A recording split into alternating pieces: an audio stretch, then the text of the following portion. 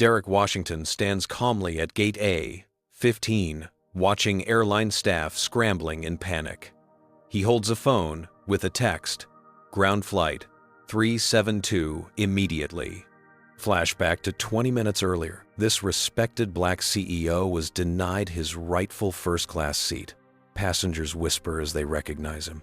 Before we dive into this incredible story, let me know where you're watching from in the comments. Drop a like and hit that subscribe button to join our community of real stories that expose the truth about discrimination in America. The power move this CEO is about to make will leave you speechless. Derek Washington was not a man who attracted attention by being loud.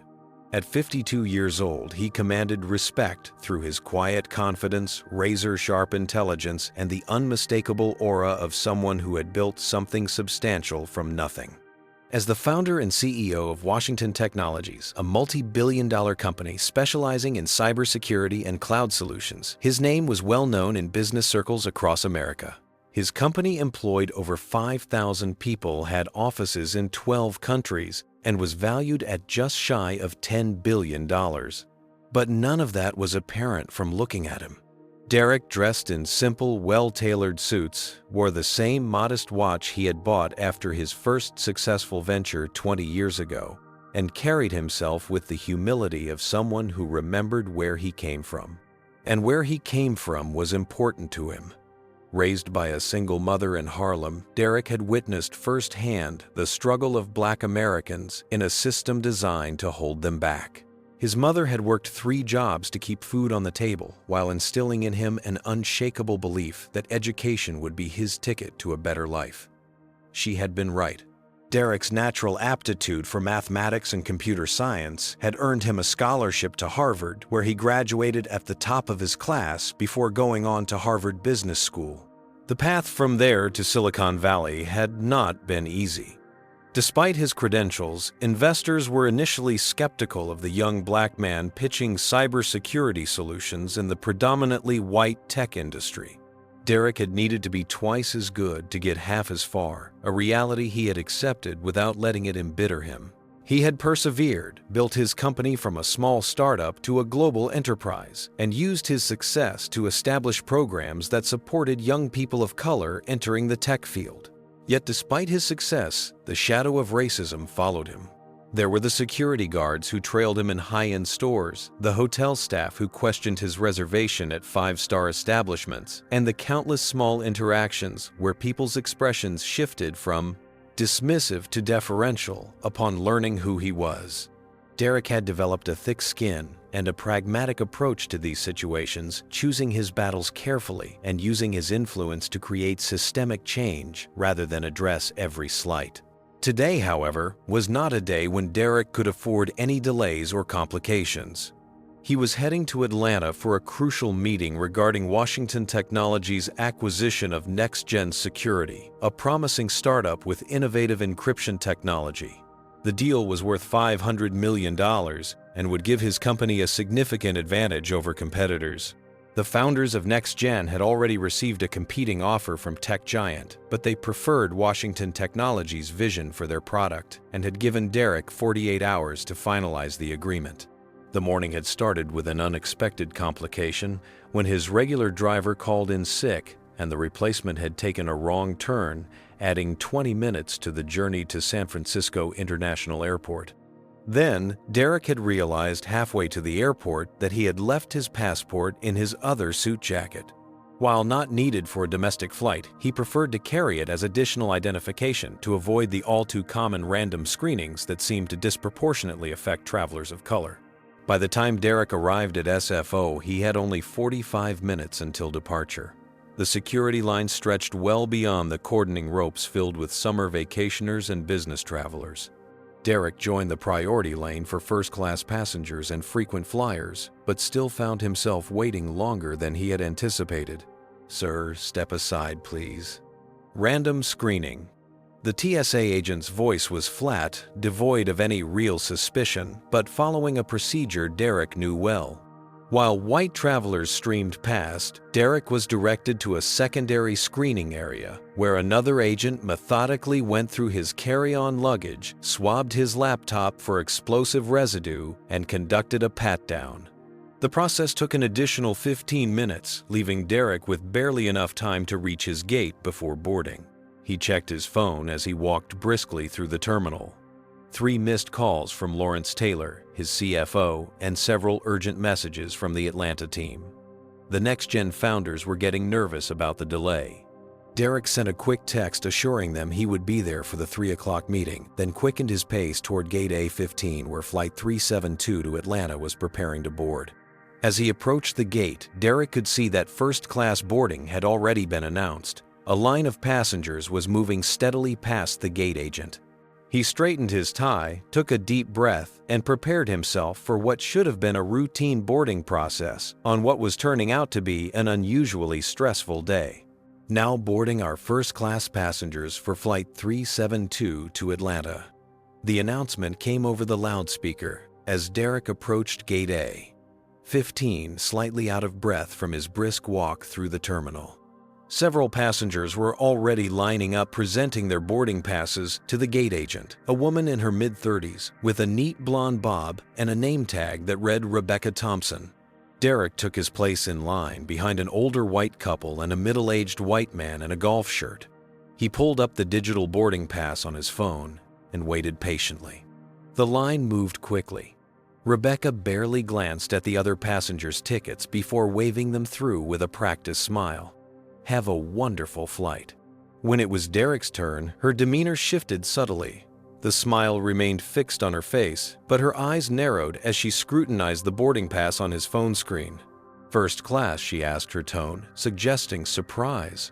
"Yes," Derek replied calmly, used to this reaction. Rebecca studied his ticket information for several more seconds, then looked up at him with a slight frown. "May I see some ID, sir?"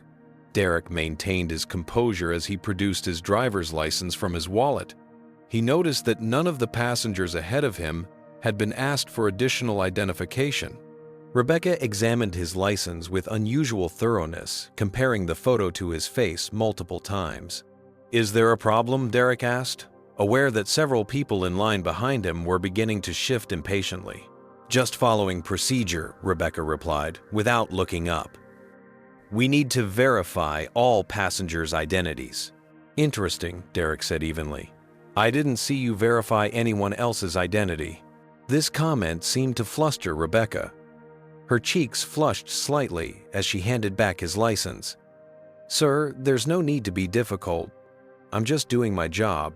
"And I'm just trying to board my flight," Derek replied, "for which I have a valid first-class ticket." A white businessman behind Derek cleared his throat loudly.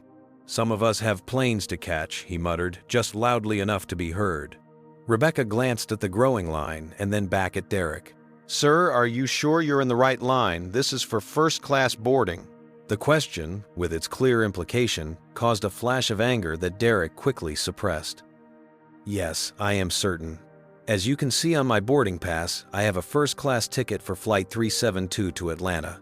Rebecca's lips tightened. She looked past Derek to another gate agent who was approaching.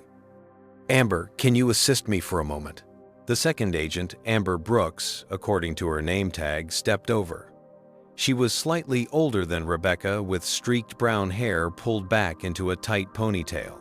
Rebecca spoke quietly to her, but Derek could still make out the words. "He insists he has a first-class ticket." Amber turned to Derek with the same skeptical expression Rebecca had worn. "Sir, there seems to be some confusion about your boarding group." "There's no confusion," Derek stated firmly, showing his boarding pass again. "I have a first-class ticket, seat 2A." By now, several passengers were watching the interaction with undisguised interest. Some had expressions of impatience, others of curiosity, and a few showed something close to embarrassment as they recognized what was happening. "Let me check something," Amber said, turning to the computer terminal. She typed rapidly, then frowned at the screen. After a moment, she reluctantly nodded. "Yes, it appears you do have a first-class reservation." The admission came with no apology for the delay or the questioning.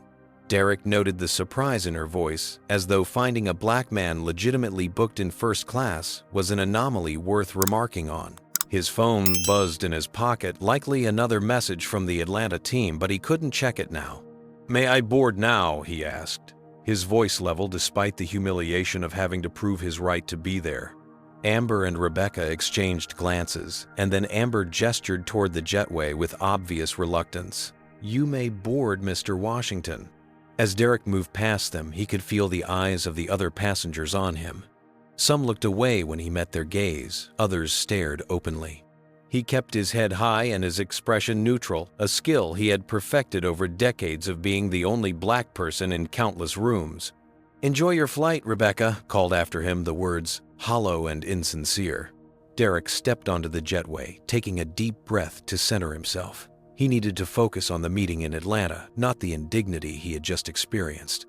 But as he approached the aircraft door, he couldn't shake the feeling that this flight was going to test his patience even further. As Derek stepped into the plane, he was greeted by a flight attendant named James Clark, who barely made eye contact while gesturing vaguely toward the first-class cabin. First class to the left. Derek made his way down the aisle, passing the 8 spacious first-class seats arranged in 2 rows. He approached Seat 2A, a window seat, in the second row, only to find it already occupied by a white man in his 60s, wearing an expensive suit and tapping away on a tablet.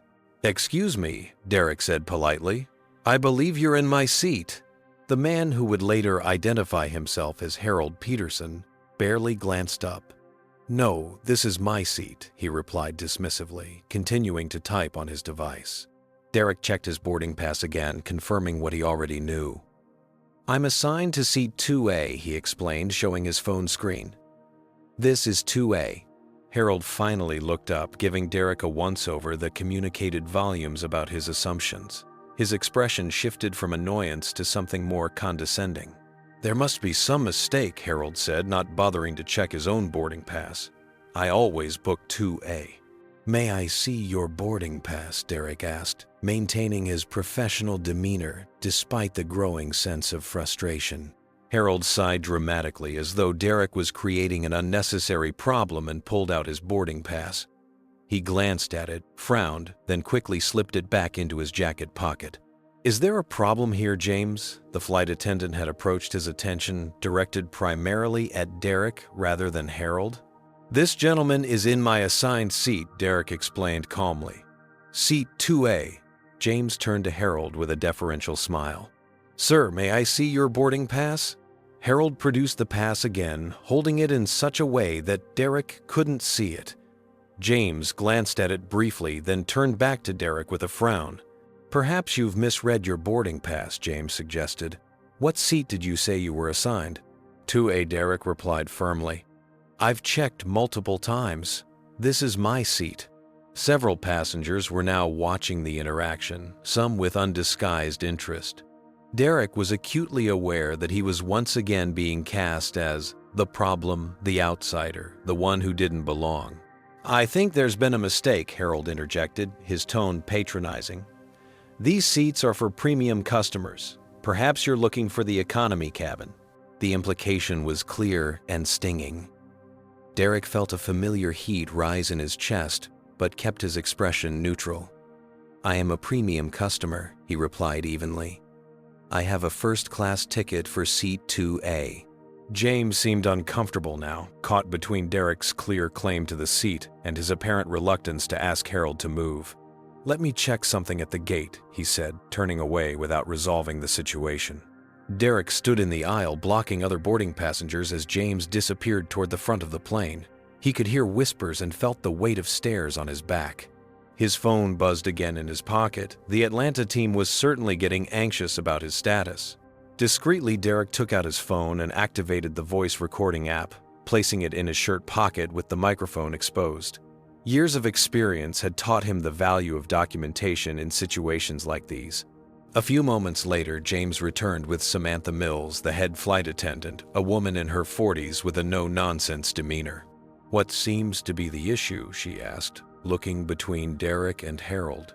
Before Derek could respond, Harold spoke up. This gentleman seems confused about his seating assignment. I've been in 2A for every flight this month. I have a confirmed reservation for seat 2. Derek stated, firmly showing his boarding pass to Samantha. This man is sitting in my assigned seat. Samantha glanced at Derek's boarding pass, then at Harold, who was now radiating indignation. Other passengers continued to board, having to squeeze past Derek in the narrow aisle, some muttering under their breath about the delay. Sir, Samantha addressed Derek, not Harold. We need to get everyone seated quickly for an on-time departure. Would you be willing to take another seat just for this flight? We can offer you seat 3C. 3C is in economy. Derek pointed out, his patience wearing thin. It's our premium economy section. Samantha clarified, though, the distinction was meaningless. You'd have extra leg room. That's not the issue, Derek replied. I booked and paid for a first-class seat, specifically 2A. That is my seat. Sir, you're causing a scene, Samantha said, lowering her voice. If you could just cooperate. I am cooperating, Derek interrupted, his voice still measured but firm. I'm simply asking to sit in the seat I paid for.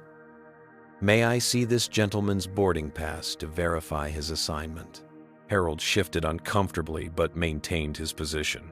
This is ridiculous.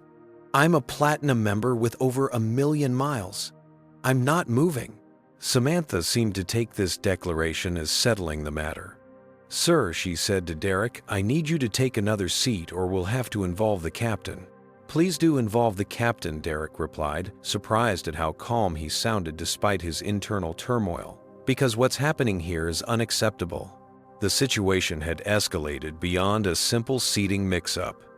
Derek knew he was being discriminated against, and he knew from the expressions of some of the other passengers that they recognized it too.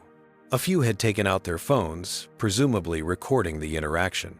As the standoff continued, Derek wondered how many times scenarios like this played out every day across the country, and how many people simply gave in to avoid further confrontation or humiliation.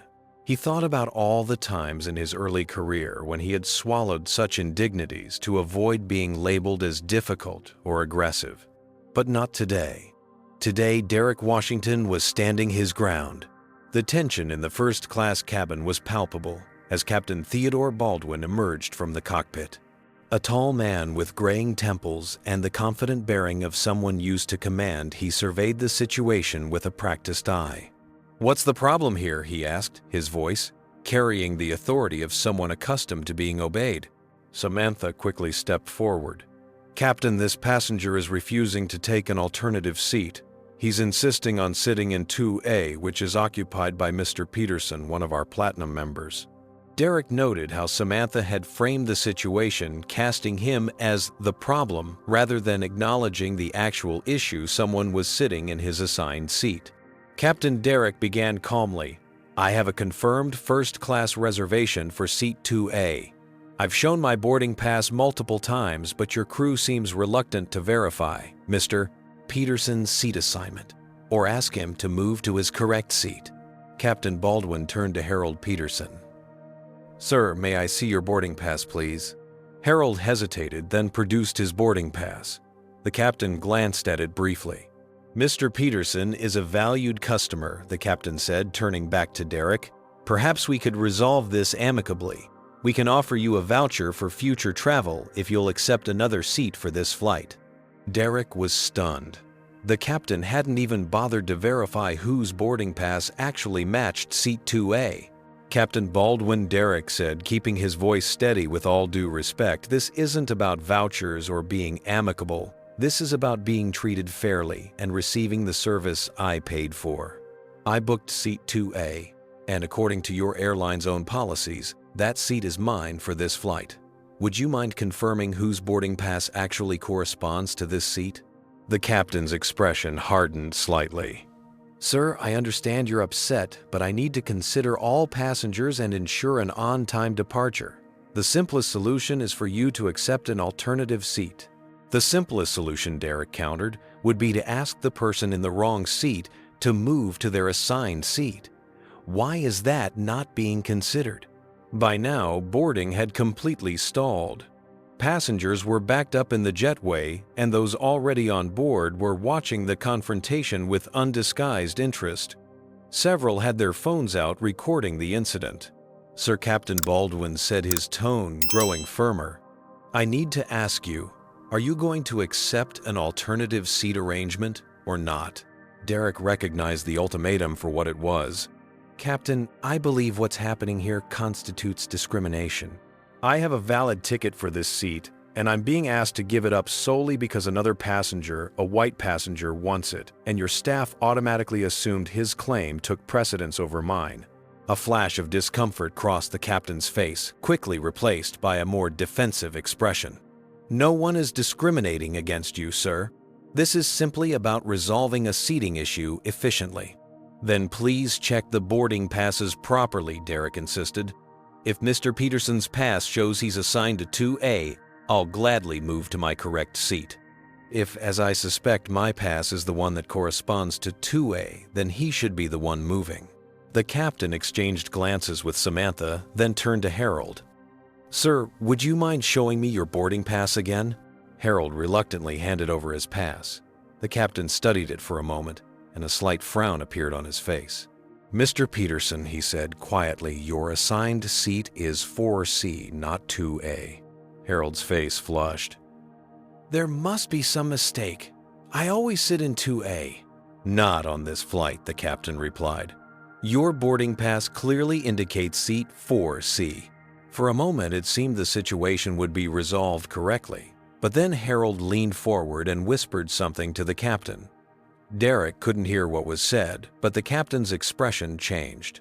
"Mr. Washington," Captain Baldwin said, turning back to Derek, "I'm afraid I'm going to have to ask you to deplane." Derek was shocked. "Excuse me.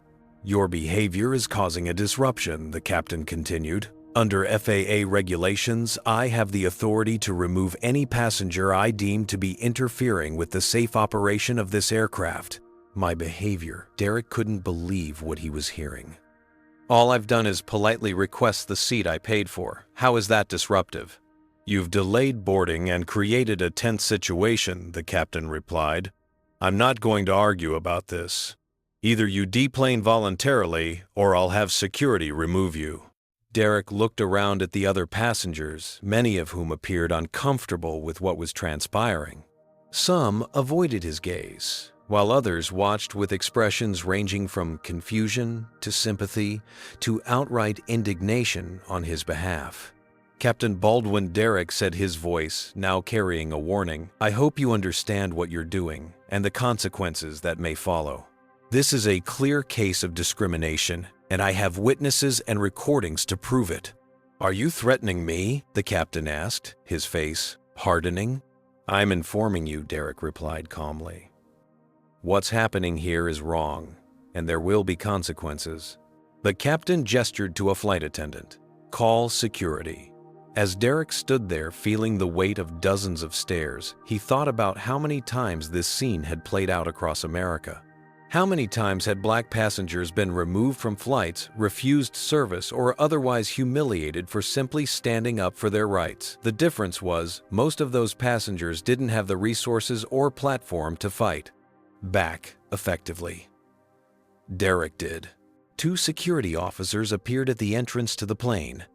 "Sir, we need you to come with us," one of them said to Derek. Maintaining his dignity, Derek gathered his carry-on bag.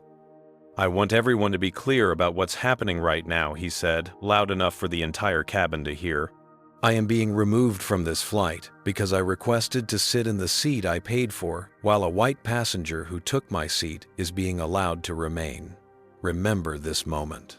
As Derek walked down the aisle toward the exit, he heard whispers and saw more phones recording his departure.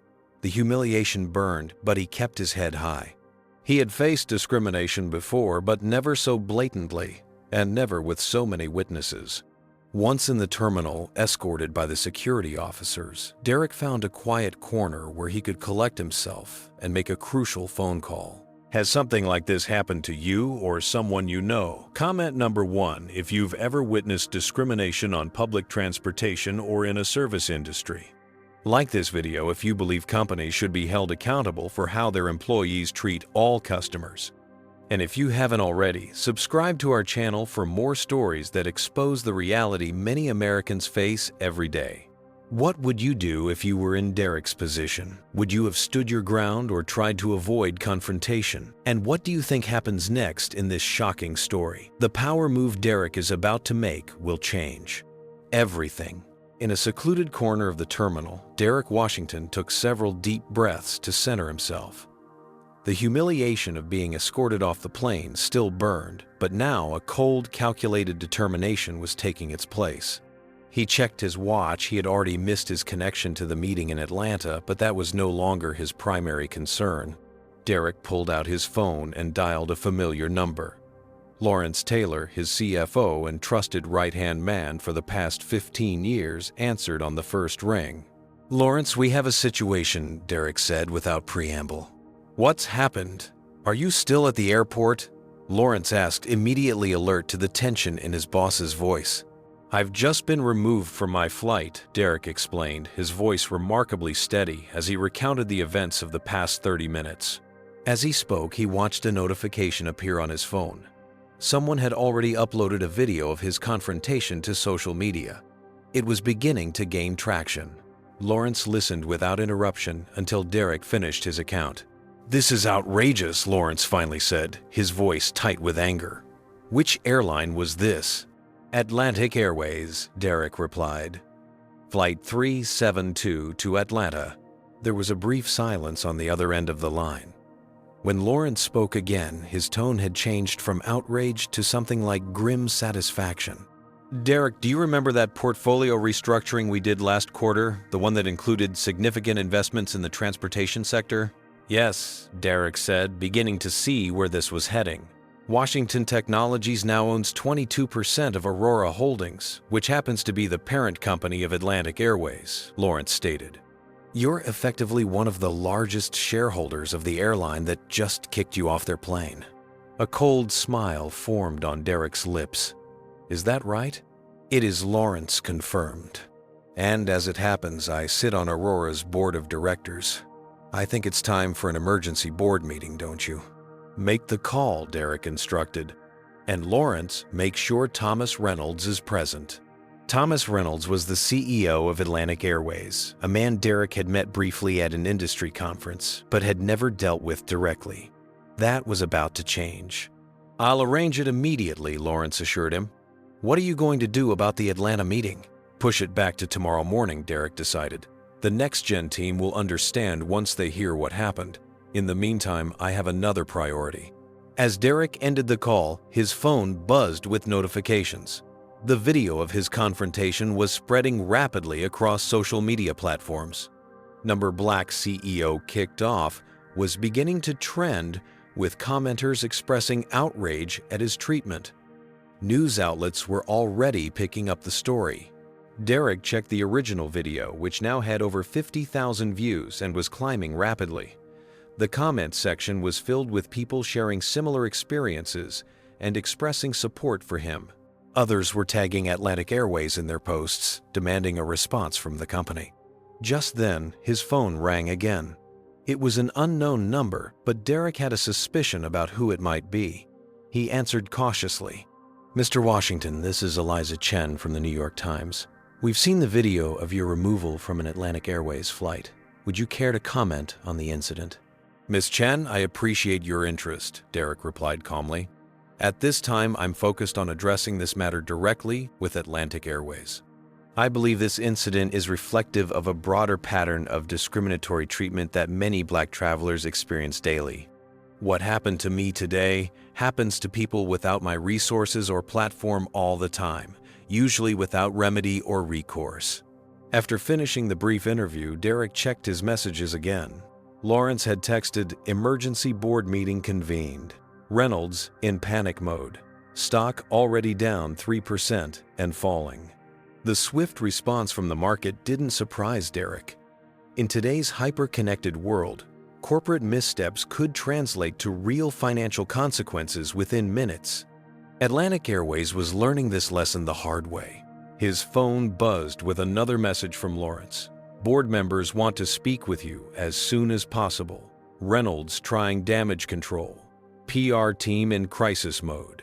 Derek texted back, "I'll speak with them shortly. First, I want to make sure Flight 372 isn't going anywhere." With that, Derek composed a text message addressed to Lawrence but intended for immediate forwarding to Thomas Reynolds and the Atlantic Airways operations team. Ground Flight 372 immediately. The captain and crew demonstrated discriminatory behavior and safety judgment that warrants full investigation before that aircraft operates any further service. As a significant shareholder, I am formally requesting this action to protect both passengers and company reputation. Legal team is standing by.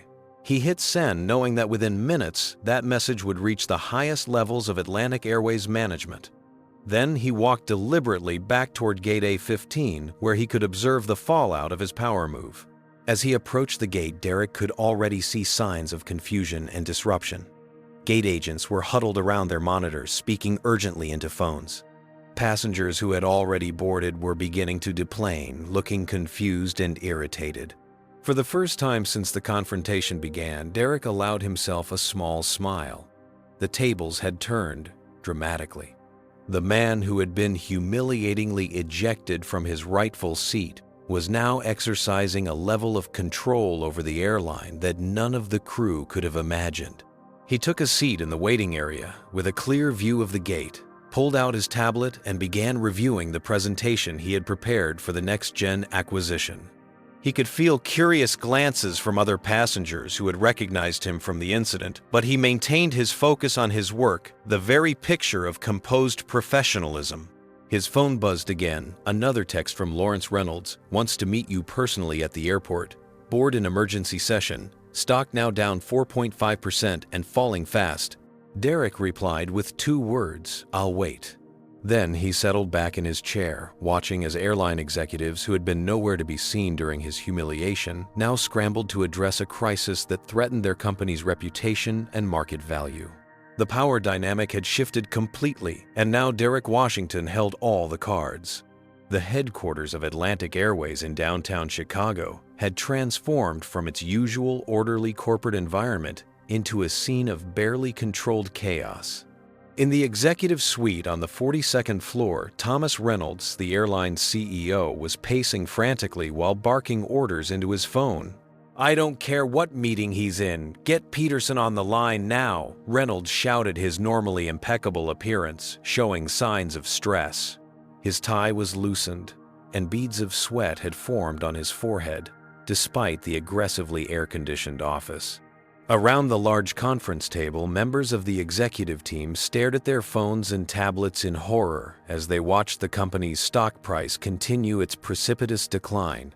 Social media feeds were exploding with hashtags like #BlackCEO kicked off and #Atlantic Airways racism. News outlets had picked up the story and were running breaking news segments featuring the viral videos. "Sir, the board is requesting an immediate briefing," Reynolds' assistant informed him, her voice tight with tension. "They want to know how we're handling the situation." "Tell them I'll join the call in 5 minutes," Reynolds snapped. "And where's the head of PR? We need a statement out now." The PR director, Jessica Winters, was already typing furiously on her laptop. "We're crafting a response, but we need more information about what actually happened. The videos don't show the complete interaction. What they show is bad enough." Reynolds exploded.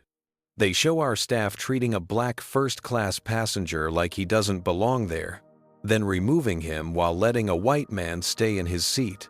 Do you have any idea who Derek Washington is? He's the CEO of Washington Technologies, for God's sake, and apparently he owns a significant portion of our parent company."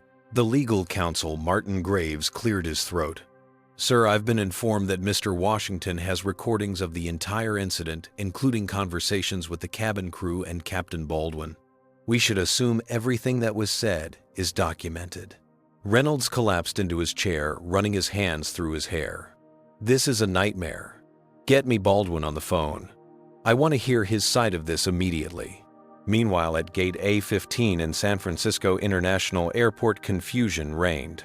Captain Theodore Baldwin had just received the order to ground Flight 372, an instruction that had come directly from airline headquarters with no explanation beyond executive directive. "What do you mean we're grounded?" Baldwin demanded of the operations manager who had delivered the news. "We're already 40 minutes behind schedule." "I don't have details, Captain," the manager replied. "I just know the order came from the highest level. We're to deplane all passengers immediately and await further instructions." In the cabin, flight attendants Rebecca Thompson, Amber Brooks, and James Clark were facing increasingly hostile questions from passengers who had been sitting on the plane for nearly an hour without departing. "Ladies and gentlemen, we apologize for the delay," Samantha Mills announced over the intercom, her professional veneer beginning to crack. "Due to circumstances beyond our control, this flight has been temporarily grounded. We ask that you gather your belongings and deplane in an orderly fashion.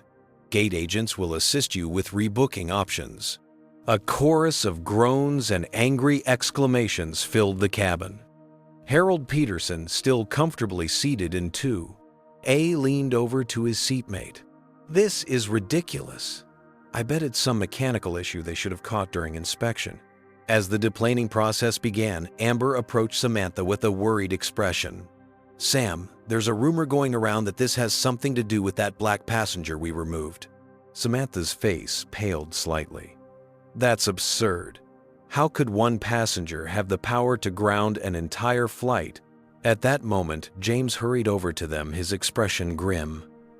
"You need to see this," he said, showing them his phone. On the screen was a news article that had just been published online. Black CEO and major shareholder grounds Atlantic Airways flight after being racially profiled and removed. "Oh my God," Samantha whispered, the reality of the situation finally dawning on her. "We need to talk to the captain immediately." In the terminal gate, agents were frantically trying to manage the sudden influx of displaced passengers, many of whom had connected the dots between the viral videos they'd been seeing on their phones and the unexpected grounding of their flight. "Is it true?" one passenger demanded of a gate agent. "Did you guys kick a black man off the plane because some white guy wanted his seat, and now he's powerful enough to shut down the whole flight?" The gate agent, overwhelmed and uninformed, could only offer a week. "We're looking into the situation and will provide updates as soon as possible." Back at Atlantic Airways headquarters, Reynolds had finally gotten through to Captain Baldwin, who was attempting to defend his actions. "Sir, he was being disruptive," Baldwin insisted. "I was concerned about the safety of the flight." "Disruptive? How exactly?" Reynolds pressed his voice, dangerously quiet. "Because from the videos I've seen, he was calmly asking to sit in the seat he paid for while you and your crew sided with another passenger who admitted to being in the wrong seat." Baldwin's silence spoke volumes. Captain Reynolds continued, "Do you have any idea the damage you've done to this airline today? Our stock is in freefall. We're trending worldwide for racial discrimination. And Derek Washington, yes, the Derek Washington of Washington Technologies, is now using his position as a major shareholder to demand accountability." "I had no idea who he was," Baldwin said weakly. "That's exactly the problem," Reynolds exploded. "You shouldn't have treated him that way, regardless of who he was. But the fact that you couldn't even be bothered to properly check the boarding passes before ejecting a first-class passenger is beyond incompetence." As this conversation was taking place, the Atlantic Airways corporate jet was already being prepared to fly Reynolds from Chicago to San Francisco for an in-person meeting with Washington. The board of directors had made it clear that nothing short of a personal apology and immediate corrective action would be acceptable. In the terminal at SFO, Harold Peterson was among the deplaned passengers, looking considerably less confident than he had been on the aircraft. A gate agent approached him discreetly. "Mr. Peterson, I need you to come with me, please." "What's this about?" he demanded, though his voice lacked its earlier authority. "Senior management has requested a private conversation with you regarding today's incident," the agent explained, quietly leading him away from the crowd of passengers. Meanwhile, Rebecca and Amber had been called to the gate manager's office, where they were informed that they had been immediately suspended pending investigation.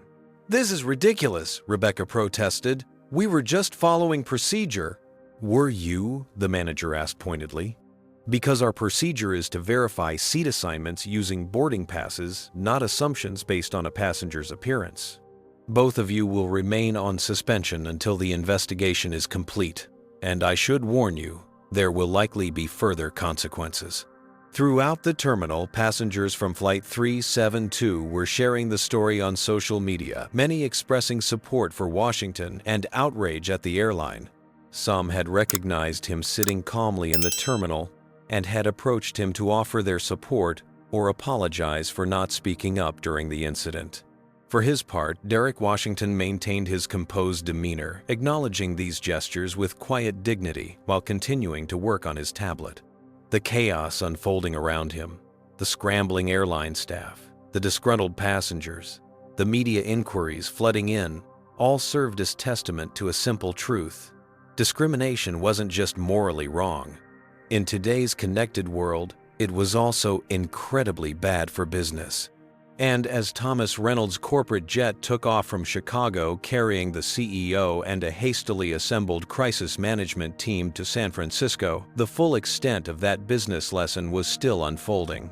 Derek Washington observed the scene at Gate A15 with a detached interest, like a chess master watching his opponent realize they've been placed in an inescapable checkmate.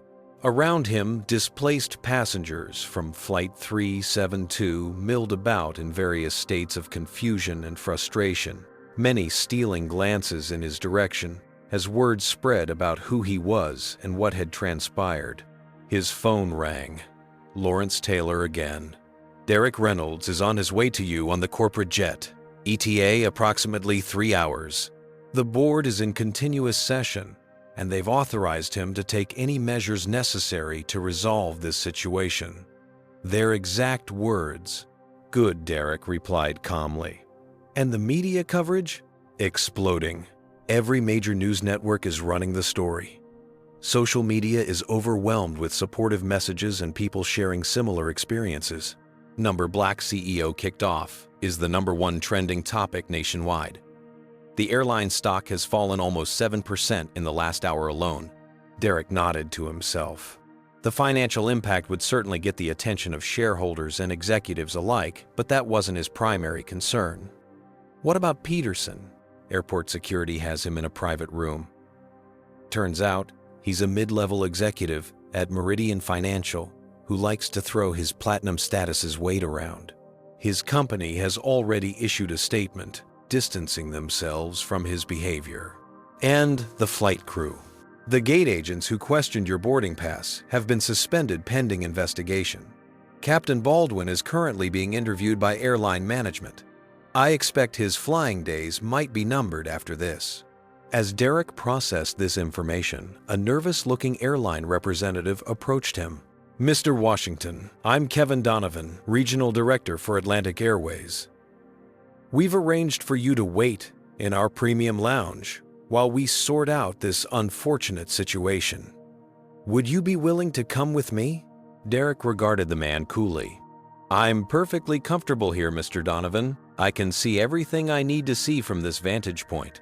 The representative shifted uncomfortably.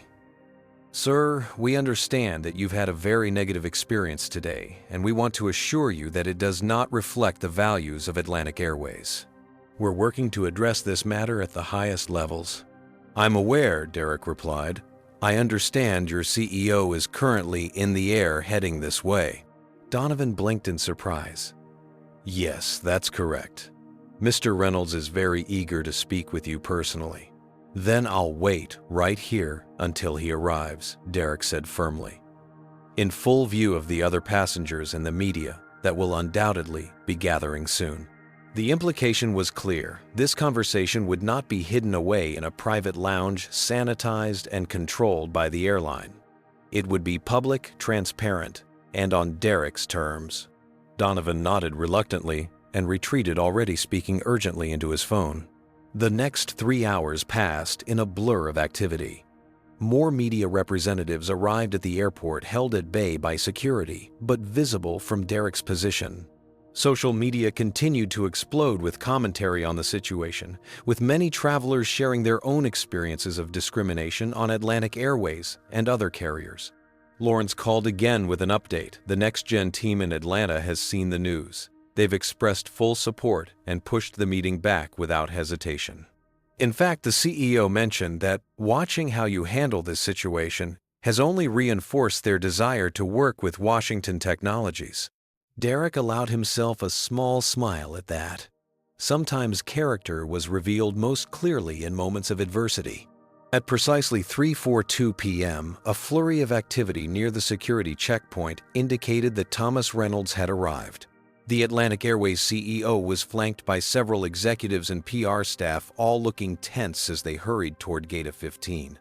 Derek stood as they approached, buttoning his suit jacket and straightening his tie, a small gesture that nonetheless emphasized his composed professionalism in stark contrast to the harried appearance of the airline executives. Mr. Washington Reynolds began extending his hand. "I'm Thomas Reynolds, CEO of Atlantic Airways. I want to personally apologize for the inexcusable treatment you received today." Derek regarded the offered hand for a moment before shaking it briefly. "Mr. Reynolds, I appreciate you making the trip."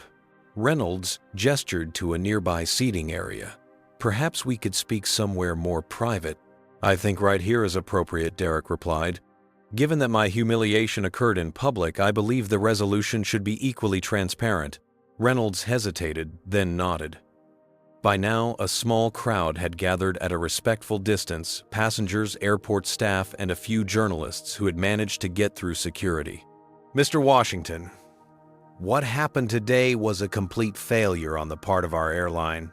Reynolds began, his voice pitched to be heard by Derek, but not so loud as to carry to the onlookers. "The behavior of our staff was unacceptable and does not reflect our company values or policies." "With all due respect, Mr. Reynolds," Derek interrupted, "I believe it does reflect your company's values and policies. What happened to me today wasn't an isolated incident or the actions of a few bad apples. It was the predictable result of systemic issues within your organization." Reynolds' face tightened slightly. "We take diversity and inclusion very seriously at Atlantic Airways." "Do you?" Derek challenged. "Because serious commitment would mean proper training, clear anti-discrimination policies with real enforcement, and a diverse leadership team that understands these issues firsthand." "Does Atlantic Airways have any of those things?" The CEO's silence was telling. "I thought not," Derek continued. "This isn't about me, Mr. Reynolds. I'm in a privileged position. I have resources, influence, and a platform. Most people who face this kind of discrimination don't. They're humiliated, their dignity is violated, and they have no recourse." Reynolds, sensing the conversation was not going as planned, attempted to regain control. "We'd like to offer you our sincere apologies, along with a lifetime of complimentary first-class travel on any Atlantic Airways flight." Derek's expression hardened. "I'm not interested in free flights, Mr. Reynolds. This isn't about compensation for me personally." "What are you looking for, then?" Reynolds asked, a hint of frustration creeping into his voice. "Systemic change," Derek replied firmly. "I have documented evidence of 12 similar incidents on Atlantic Airways flights in the past year alone. Black passengers removed or downgraded, subjected to additional scrutiny, or otherwise treated as second-class customers, and those are just the ones that were reported and documented." Reynolds paled visibly. "I wasn't aware." "That's exactly the problem," Derek cut in. "As CEO, you should be aware. These aren't isolated incidents. They're symptoms of a corporate culture that allows racial bias to go unchallenged." By now, several people in the growing crowd had their phones out recording the conversation. Derek was conscious of this, but continued speaking with measured clarity. "Here's what I want, Mr. Reynolds, a comprehensive overhaul of your company's approach to diversity, equity, and inclusion, mandatory anti-bias training for all staff, from gate agents to pilots, a diverse leadership team that reflects the customers you serve, transparent reporting of discrimination complaints and clear consequences for violations, and a substantial investment in programs that increase access to aviation careers for underrepresented communities." Reynolds appeared somewhat relieved that the demands were concrete rather than punitive. "We can certainly discuss implementing such measures." "I'm not finished," Derek continued.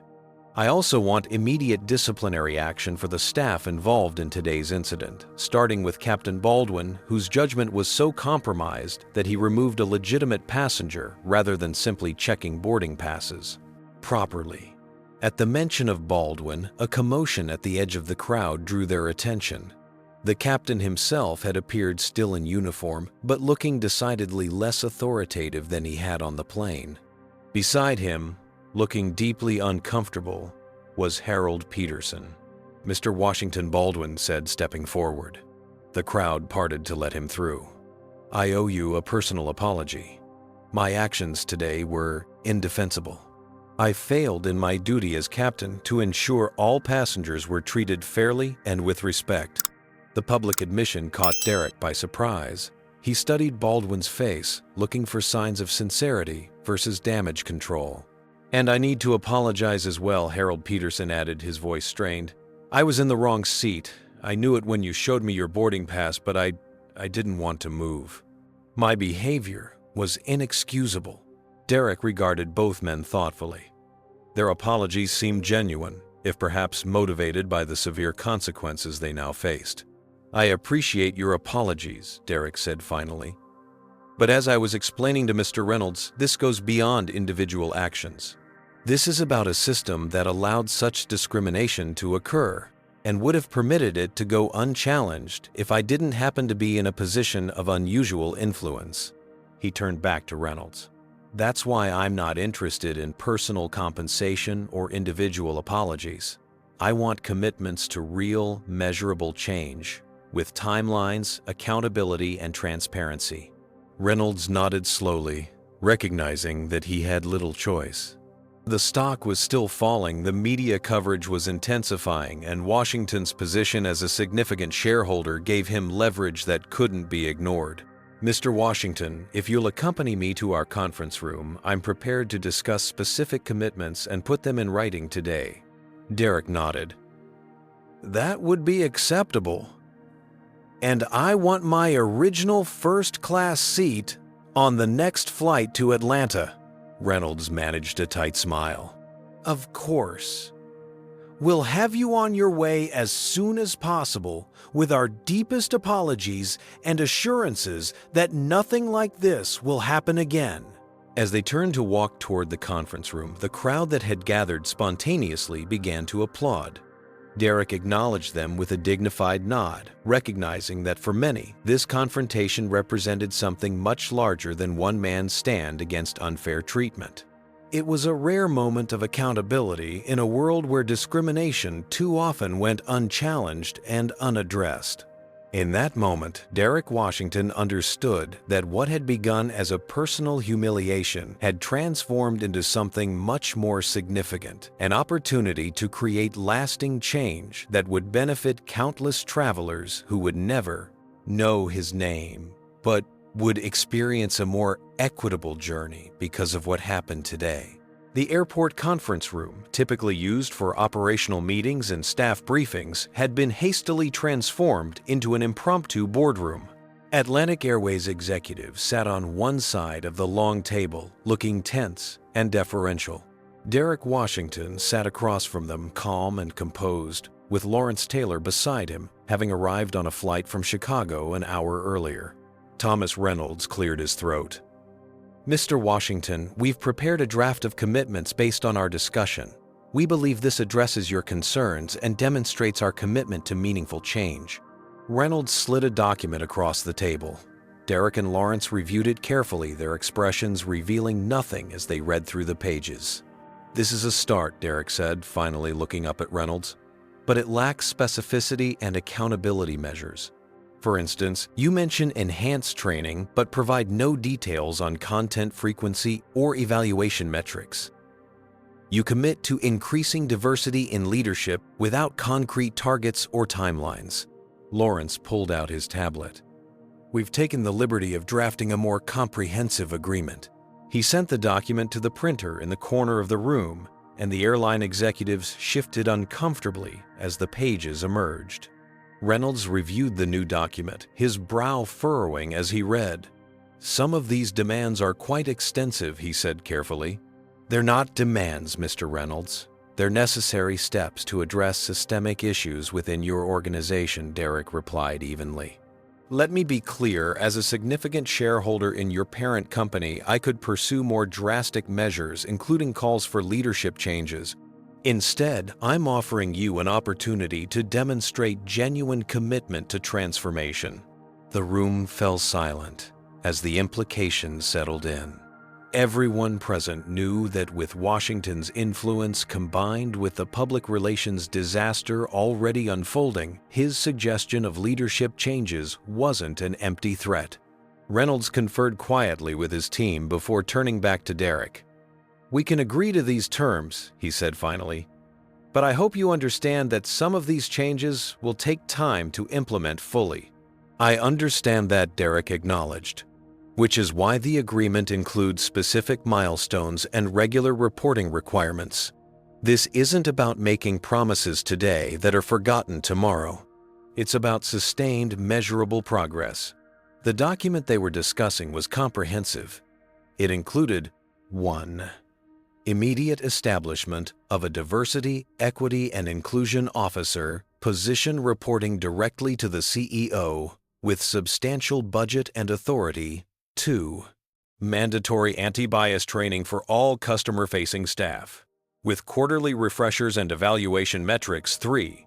Revision of all protocols for handling seating disputes and customer complaints to eliminate subjective judgment that could enable discriminatory treatment. 4. Creation of a diverse advisory council, including frequent flyers from underrepresented groups to provide ongoing feedback on customer experience. 5. Targets for increasing diversity in leadership positions at all levels with annual public reporting on progress. 6. Establishment of a scholarship program for students from underrepresented communities pursuing careers in aviation. 7. Independent audits of customer treatment conducted quarterly by an external firm specializing in equity assessments. 8. Specific disciplinary actions for the staff involved in today's incident, ranging from suspension with mandatory training to termination for the most egregious violations. Reynolds signed the document, then slid it across the table to Derek, who added his signature as well. "I appreciate your willingness to commit to these changes," Derek said, his tone softening slightly. "I believe they will not only address the issues we've discussed, but will ultimately make Atlantic Airways a stronger company." Reynolds nodded, looking somewhat relieved that the confrontation was reaching a resolution. "We've also arranged for your travel to Atlanta, as discussed. There's a flight departing in 90 minutes, with your original seat too. A confirmed." "Thank you," Derek replied. "And what about the staff involved in today's incident?" Reynolds' expression tightened again. As agreed in the document, Rebecca Thompson and Amber Brooks have been suspended pending completion of comprehensive retraining. James Clark will receive a formal reprimand and also undergo additional training. And Captain Baldwin, Derek pressed. "Captain Baldwin has been removed from flight duties effective immediately," Reynolds confirmed. "His case will be reviewed by our newly established ethics committee, but given his role as the ultimate authority on that aircraft and his failure to properly assess the situation, it's unlikely he will return to a cockpit position." Derek nodded, satisfied with this response. "And Mr. Peterson?" "He's not our employee, so our direct authority is limited," Reynolds admitted. "However, we've revoked his platinum status and all associated privileges. We've also communicated with his employer about the incident." Lawrence checked his watch. "We should head to the gate soon if you're going to make that flight to Atlanta." Derek gathered his documents and stood. "Mr. Reynolds, I hope our next interaction will be under more positive circumstances. I look forward to seeing Atlantic Airways become a leader in equitable customer treatment." Reynolds stood as well, extending his hand. "Thank you for your willingness to work with us toward resolution rather than simply leveraging your position to demand retribution. It speaks to your character." As they shook hands, there was a mutual understanding that what had transpired was more than a negotiation. It was the beginning of a transformation that would affect thousands of future travelers. Outside the conference room, a small crowd had gathered, airline staff, curious passengers, and a few journalists who had managed to gain access. As Derek emerged, he was met with a smattering of applause, and several people holding up their phones, recording the moment. Among them was Rebecca Thompson, the gate agent, whose initial treatment of Derek had sparked the chain of events. No longer in her uniform, she approached hesitantly. "Mr. Washington," she began, her voice wavering slightly. "I want to apologize personally for how I treated you earlier. Watching everything that's unfolded today has made me realize how my actions, my assumptions, affected you and how they reflect bigger problems. I'm committed to doing better." Derek studied her face, seeing what appeared to be genuine remorse. "Thank you, Miss Thompson. I appreciate your apology. The most important thing now is learning and growth for individuals and for the organization as a whole." She nodded, blinking back tears, and stepped aside. As Derek and Lawrence made their way through the terminal toward the gate for the Atlanta flight, they passed Harold Peterson sitting alone at an airport bar staring into a glass of whiskey. Their eyes met briefly. Peterson, quickly looking away in obvious shame. "Should we?" Lawrence began gesturing toward Peterson. "No," Derek replied quietly. "He has his own reckoning to face. Our focus needs to be on systemic change, not individual culpability." When they reached Gate A15, the scene was markedly different from earlier that day. The staff was noticeably more attentive and respectful, not just to Derek, but to all passengers. As first-class boarding was announced, Derek noticed the gate agent carefully checking every boarding pass, treating each passenger with equal courtesy, regardless of appearance. A small step perhaps, but significant nonetheless. As Derek settled into Seat 2A, his rightful seat, he reflected that sometimes meaningful change began with individual moments of accountability that rippled outward, affecting policies, practices, and ultimately culture itself. The plane pushed back from the gate, finally beginning its journey to Atlanta. Though the delay had been substantial, the meeting with NextGen would proceed tomorrow morning. And based on the messages Derek had received, the founders were more impressed than ever with his leadership and principles. As the aircraft ascended through the clouds, Derek gazed out the window at the receding landscape of San Francisco. What had begun as a humiliating experience had transformed into an opportunity to address long-standing injustices. One flight, one confrontation, one resolution, but with implications that would extend far beyond this day and this airline. 6 months had passed since that fateful day at San Francisco International Airport. Derek Washington stood at the podium in the grand ballroom of the Hyatt Regency Atlanta, addressing the annual Business Leadership Conference, an audience of CEOs, entrepreneurs, and corporate executives from across the country. "Leadership isn't just about quarterly results or shareholder value," Derek said, his voice carrying clearly through the packed room. "It's about standing firm in your principles, especially when doing so is difficult or uncomfortable. It's about recognizing that your position gives you not just power, but responsibility." The audience listened attentively. Many had followed the story of what the media had dubbed the Atlantic Airways incident, which had sparked a national conversation about discrimination in the service industry and the specific challenges faced by Black professionals, regardless of their status or achievement. "What happened that day wasn't unique," Derek continued. "What was unusual was that I had the resources and platform to demand accountability. But for every incident that makes headlines, there are thousands that don't. Thousands of travelers, customers, and citizens who face similar treatment without recourse or resolution." From his seat in the front row, Lawrence Taylor nodded in agreement. Beside him sat Thomas Reynolds, the CEO of Atlantic Airways, whose presence at this event would have been unimaginable 6 months earlier. After Derek concluded his remarks to thunderous applause, the conference broke for lunch. He found himself at a table with Reynolds and several other executives, eager to discuss the changes that had unfolded since the incident. "The transformation at Atlantic has been remarkable," said Elena Rodriguez, CEO of a major retail chain. "I fly with you frequently, and the difference in corporate culture is palpable."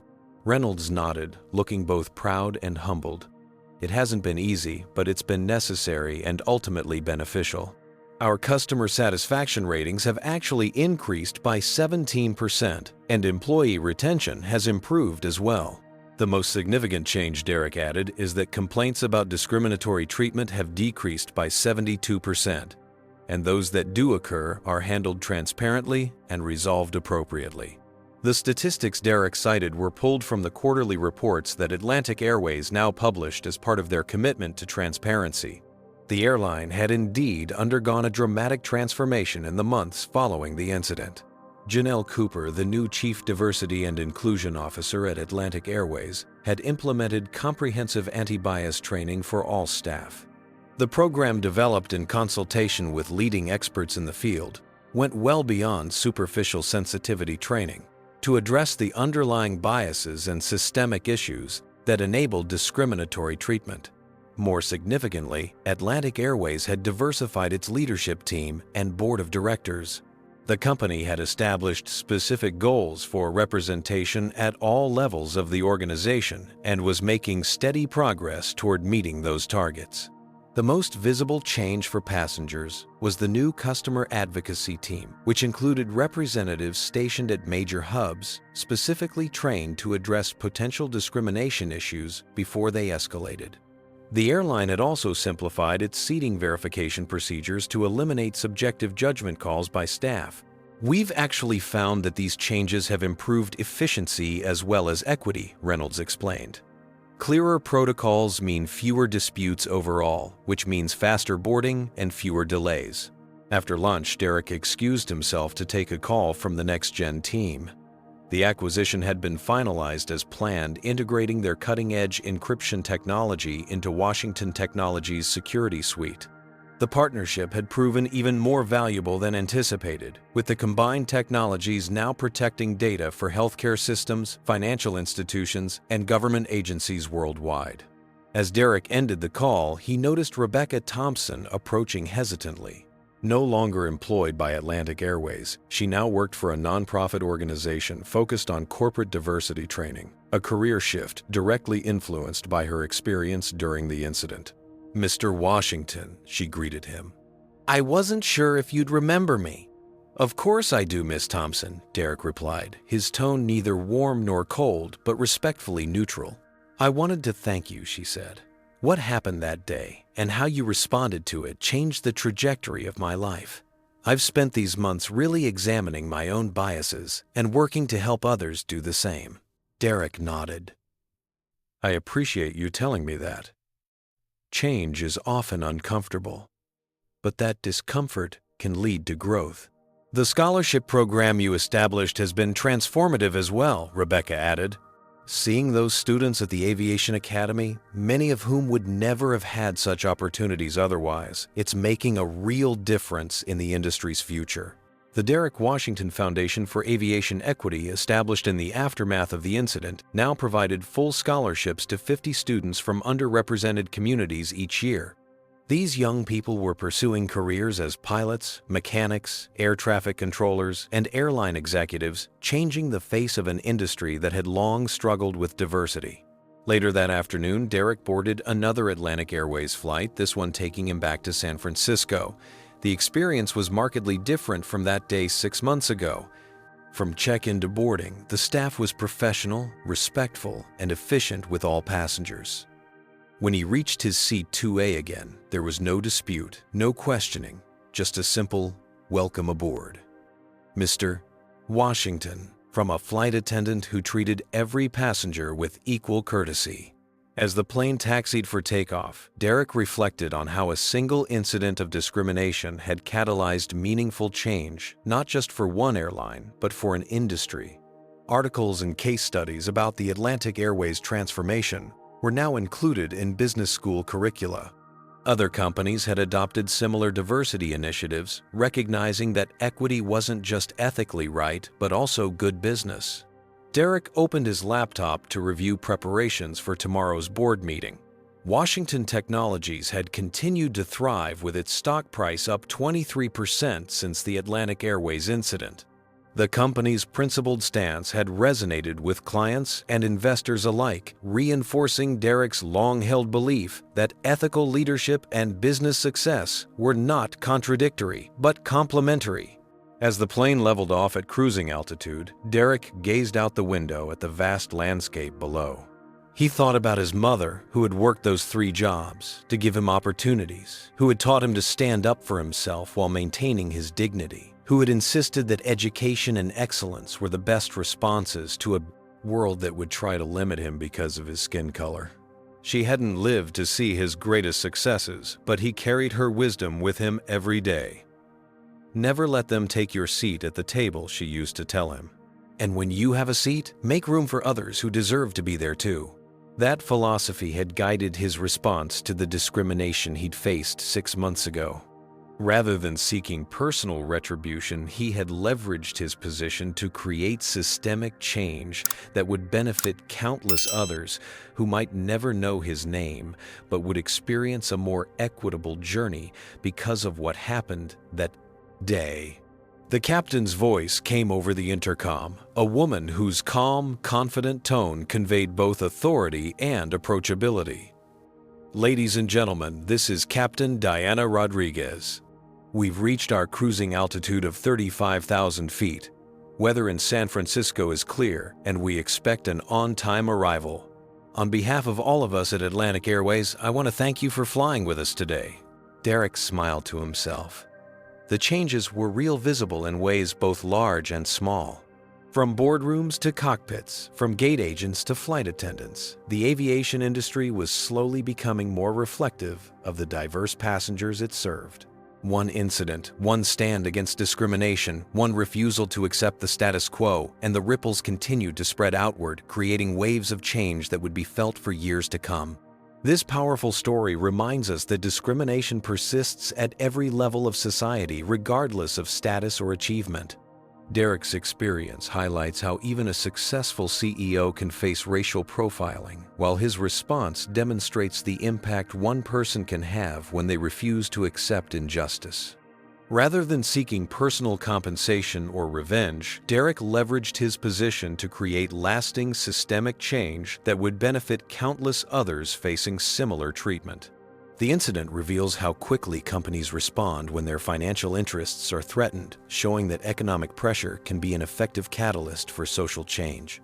Importantly, Derek's actions went beyond addressing his individual mistreatment to demand transformation of corporate policies, training, and leadership representation. The story also teaches us about dignified resistance. Throughout his ordeal, Derek maintained his composure and professionalism while firmly standing his ground. His approach demonstrated that asserting one's rights doesn't require sacrificing one's dignity. Ultimately, this story challenges us all to consider our responsibility when witnessing discrimination and reminds us that meaningful change often begins with one person refusing to accept the status quo. What discriminatory situations have you witnessed or experienced in your life? How did you respond, and would you handle it differently after hearing Derek's story? Share your thoughts in the comments below. If this story inspired you, please hit that like button and subscribe to our channel for more powerful stories about overcoming racism and discrimination. Don't forget to share this video with someone who needs to hear this message of empowerment and change. Thank you for watching, and remember, sometimes the most powerful act of resistance is not just standing up for yourself, but creating change that benefits everyone around you.